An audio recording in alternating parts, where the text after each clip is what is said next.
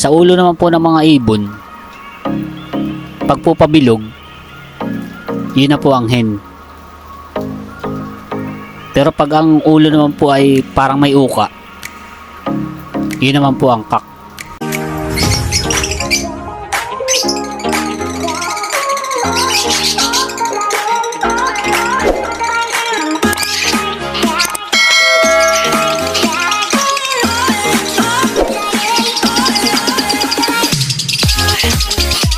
Welcome po muli sa aking munting channel, Lovebirds at iba pa.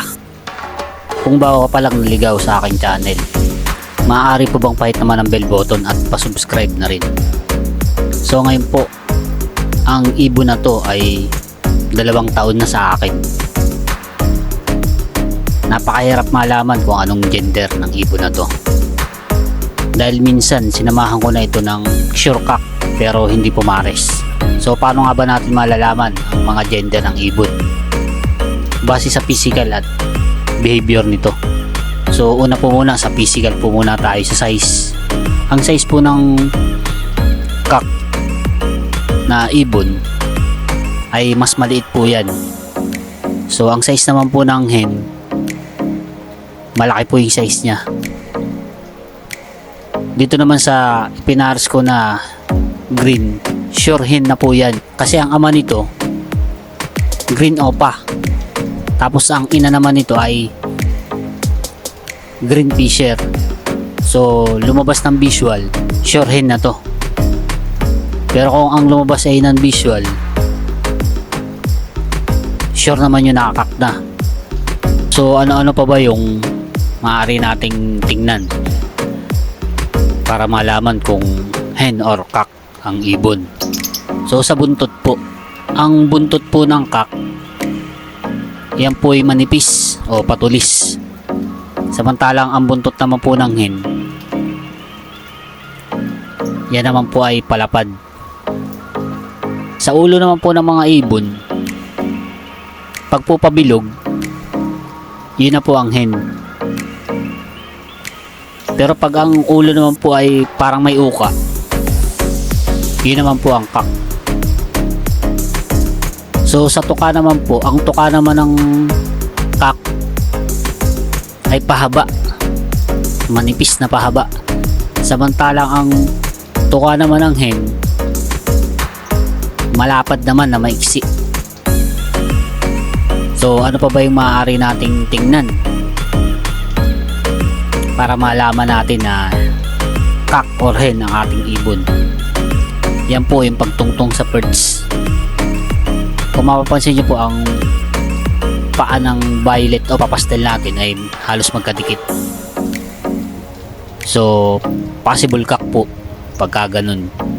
Pero pagka bukang-buka naman po ang paa, ay possible hen na po yan.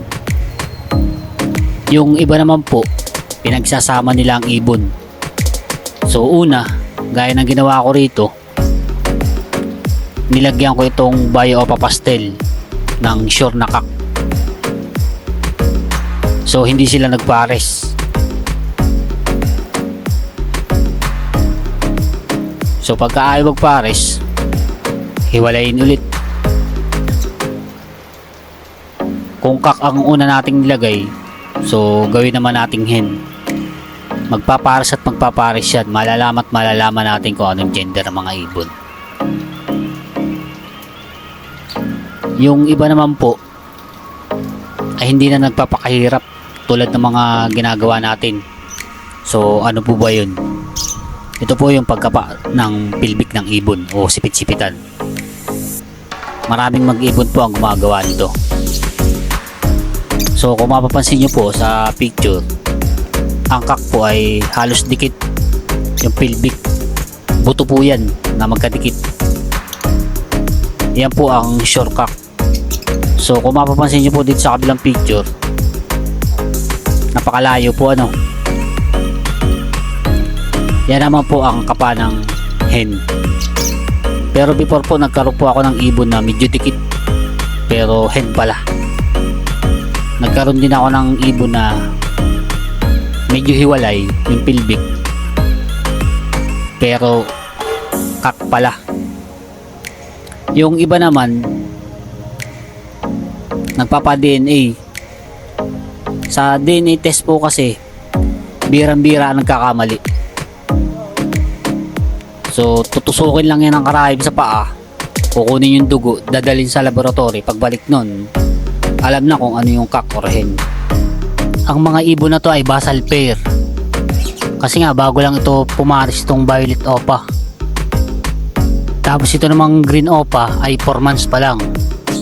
So kung mapapansin nyo, pumapatong yung kak o yung violet, pero hindi niya mahuli-huli yung hen, kasi nga mga basal pair pa ito. Ang parisa na to ay i-out ko rin, dahil magpo-focus nga tayo sa ino line.